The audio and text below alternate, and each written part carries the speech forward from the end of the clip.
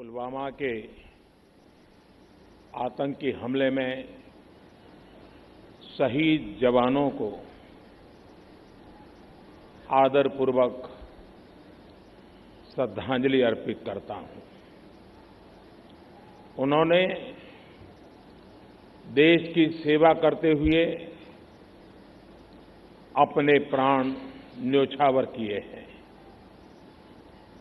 दुख की इस घड़ी में मेरी और हर भारतीय की संवेदनाएं उनके परिवार के साथ है।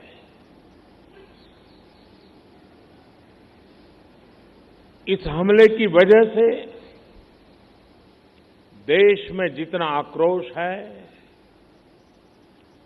लोगों का खून खौल रहा है,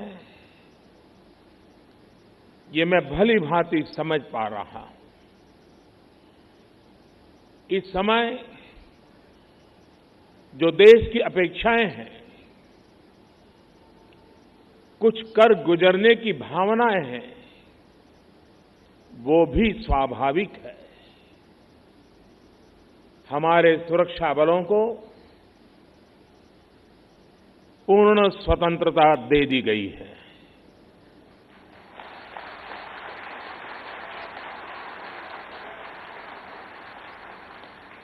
हमें अपने सैनिकों के शौर्य पर, उनकी बहादुरी पर पूरा भरोसा है। मुझे पूरा भरोसा है कि देशभक्ति के रंग में रंगे लोग सही जानकारियां भी हमारी एजेंसियों तक पहुंचाएंगे, ताकि आतंक को कुचलने में हमारी लड़ाई और तेज हो सके। मैं आतंकी संगठनों को और उनके सरपरस्तों को कहना चाहता हूं कि वे बहुत बड़ी गलती कर चुके हैं। बहुत बड़ी कीमत उनको चुकानी पड़ेगी।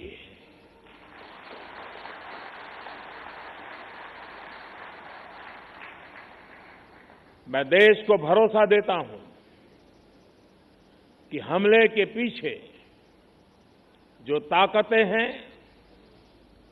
इस हमले के पीछे जो भी गुनहगार हैं, उन्हें उनके किए की सजा अवश्य मिलेगी।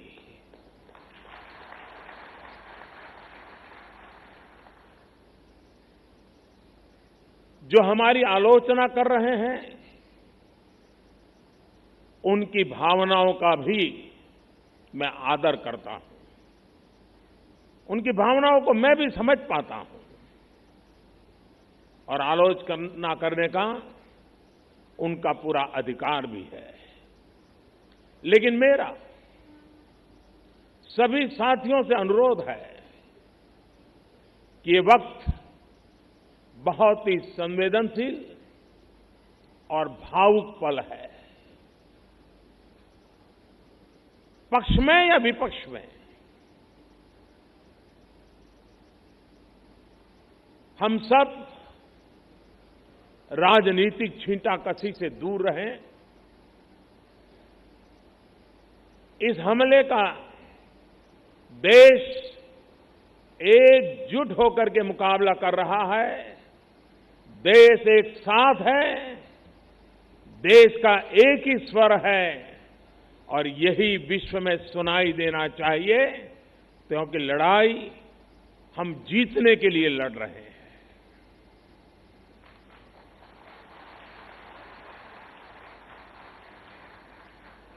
पूरे विश्व में अलग थलग पड़ चुका हमारा पड़ोसी देश अगर ये समझता है कि जिस तरह के कृत्य वो कर रहा है, जिस तरह की साजिश रच रहा है, उससे भारत में अस्थिरता पैदा करने में सफल हो जाएगा, तो वो ख्वाब हमेशा हमेशा के लिए छोड़ दे। वो कभी ये नहीं कर पाएगा और न कभी ये होने वाला है।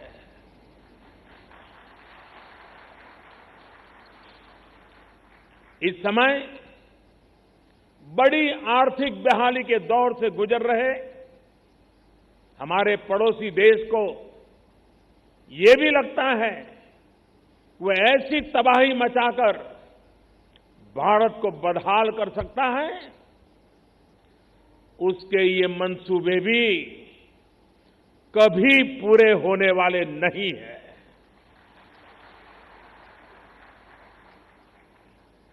वक्त ने सिद्ध कर दिया है कि जिस रास्ते पर वो चले हैं वो तबाही देखते चले हैं और हमने जो रास्ता अख्तियार किया है वो तरक्की करता चला जा रहा है। 130 करोड़ हिंदुस्तानी ऐसी हर साजिश, ऐसे हर हमले का मुंह तोड़ जवाब देगा।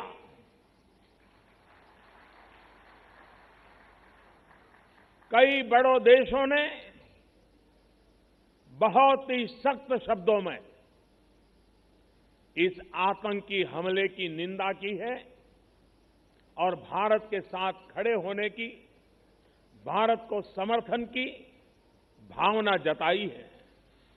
मैं उन सभी देशों का आभारी हूं और सभी से आह्वान करता हूं कि आतंकवाद के खिलाफ सभी मानवतावादी शक्तियों को एक होकर के लड़ना ही होगा। मानवतावादी शक्तियों ने एक होकर के आतंकवाद को परास्त करना ही होगा। आतंक से लड़ने के लिए जब सभी देश एक मत, एक स्वर, एक दिशा से चलेंगे तो आतंकवाद कुछ पल से ज्यादा नहीं टिक सकता है। साथियों, पुलवामा हमले के बाद अभी मनस्थिति और माहौल दुख के साथ आक्रोश से भरा हुआ है। ऐसे हमलों का देश डटकर मुकाबला करेगा। यह देश रुकने वाला नहीं है। हमारे वीर शहीदों ने अपने प्राण की आहुति दी है और देश के लिए मर मिटने वाला हर शहीद दो सपनों के लिए जिंदगी लगाता है। पहला, देश की सुरक्षा, दूसरा, देश की समृद्धि। मैं सभी वीर शहीदों को उनकी आत्मा को नमन करते हुए, उनके आशीर्वाद लेते हुए मैं फिर एक बार विश्वास जताता हूं कि जिन दो सपनों को लेकर के उन्होंने जीवन को आहूत किया है, उन सपनों को पूरा करने के लिए हम जीवन का पल पल खपा देंगे। समृद्धि के रास्ते को भी हम और अधिक गति देकर के, विकास के रास्ते को और अधिक ताकत देकर के हमारे इन वीर शहीदों की आत्मा को नमन करते हुए आगे बढ़ेंगे। और उसी सिलसिले में मैं वंदे भारत एक्सप्रेस के कॉन्सेप्ट और डिजाइन से लेकर इसको जमीन पर उतारने वाले हर इंजीनियर, हर कामगार का आभार व्यक्त करता हूं। चेन्नई में बनी ये ट्रेन दिल्ली से काशी के बीच पहला सफर करने वाली है। यही एक भारत श्रेष्ठ भारत की सच्ची ताकत है, वंदे भारत एक्सप्रेस की ताकत है। साथियों, बीते 4.5 वर्षों में हमने भारतीय रेल की स्थिति को बहुत ईमानदारी के साथ बहुत परिश्रम के साथ बदलने का प्रयास किया है। वंदे भारत एक्सप्रेस उन कार्यों की ही एक झलक है। बीते वर्षों में रेलवे उन सेक्टर्स में रहा है जिसने मेक इन इंडिया के तहत मैन्युफैक्चरिंग में बहुत प्रगति की है। साथ ही देश में रेल कोच फैक्ट्रियों का आधुनिकीकरण, डीजल इंजनों का इलेक्ट्रिक में बदलने का काम और इसके लिए नए कारखाने भी शुरू किए गए हैं। आपको याद होगा, पहले रेलवे टिकट में ऑनलाइन रिजर्वेशन की क्या हालत थी। उस समय 1 मिनट में 2000 से ज्यादा टिकट बुक नहीं हो सकते थे। अब आज मुझे बहुत संतोष है कि रेलवे की वेबसाइट बहुत यूजर फ्रेंडली हुई है और 1 मिनट में 20,000 से ज्यादा टिकट बुक हो सकते हैं। पहले हालात ये थे कि एक रेलवे प्रोजेक्ट को स्वीकृत मिलने में कम से कम 2 साल लग जाते थे। अब देश में एक रेलवे प्रोजेक्ट 3 या 4 या ज्यादा से ज्यादा 6 महीने में स्वीकृत हो जाते हैं। ऐसे ही प्रयासों से रेलवे के कार्यों में नई गति आई है। पूरे देश में ब्रॉडगेज की लाइनों से अनमैन्ड क्रॉसिंग को एक बड़ा अभियान चलाकर खत्म कर दिया गया है। अब जब हम सरकार में आए थे तो देश में 8,300 से ज्यादा मानव रहित रेलवे क्रॉसिंग थी। इस वजह से आए दिन हादसे होते रहते थे। अब ब्रॉड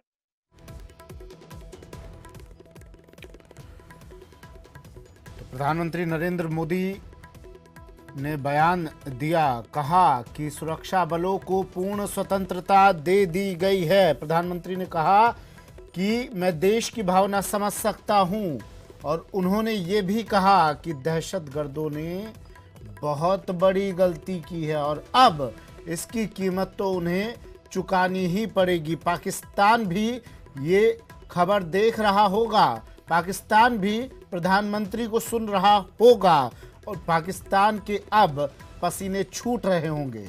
उस पाकिस्तान के जिसने हिमाकत की भारत को फिर से छेड़ने की, उस पाकिस्तान के जिसकी जेबें खाली हैं, वो भारत में घुसने की हिम्मत करता है। और अब पाकिस्तान ने जो दहशतगर्दी का आलम भारत में फैलाया, उस आतंक का बदला लिया जाएगा। इसकी बड़ी कीमत चुकानी होगी पाकिस्तान को।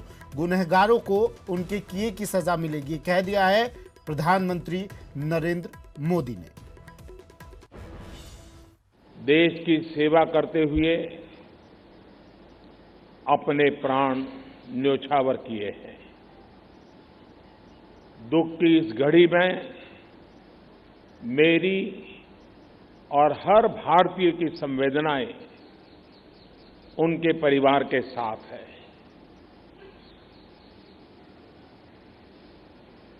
इस हमले की वजह से देश में जितना आक्रोश है, लोगों का खून खौल रहा है, ये मैं भली भांति समझ पा रहा हूं।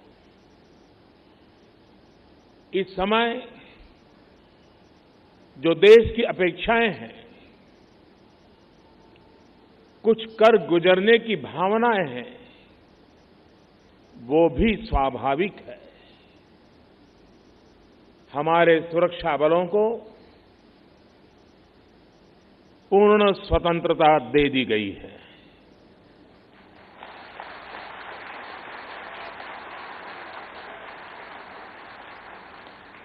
हमें अपने सैनिकों के शौर्य पर, उनकी बहादुरी पर पूरा भरोसा है। मुझे पूरा भरोसा है कि देशभक्ति के रंग में रंगे लोग सही जानकारियां भी हमारी एजेंसियों तक पहुंचाएंगे ताकि आतंक को कुचलने में हमारी लड़ाई और तेज हो सके। मैं आतंकी संगठनों को और उनके सरपरस्तों को कहना चाहता हूं कि वे बहुत बड़ी गलती कर चुके हैं। बहुत बड़ी कीमत उनको चुकानी पड़ेगी।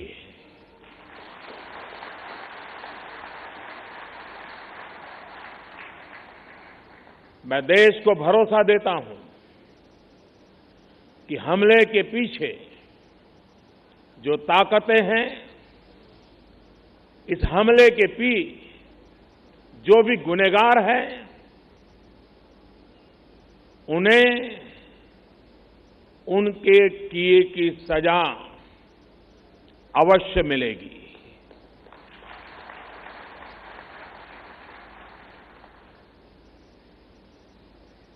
जो हमारी आलोचना कर रहे हैं, उनकी भावनाओं का भी मैं आदर करता हूं।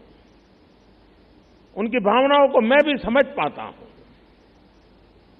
और आलोचना करने का उनका पूरा अधिकार भी है। लेकिन मेरा सभी साथियों से अनुरोध है कि ये वक्त बहुत ही संवेदनशील और भावुक पल है। पक्ष में या विपक्ष में, हम सब राजनीतिक छींटाकशी से दूर रहें। इस हमले का देश एकजुट होकर के मुकाबला कर रहा है। देश एक साथ है।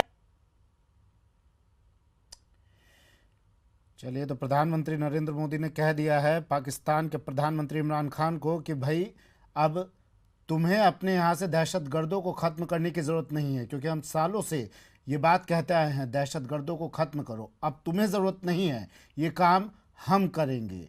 वो पाकिस्तान जो अपना खर्चा चलाने तक के लिए अपनी गाड़ियां बेचता है, वो पाकिस्तान जो अपने कर्जे चुकाने के लिए भैंसों को बेचता है, वो पाकिस्तान भारत में घुसकर आतंकी वारदात को अंजाम देता है।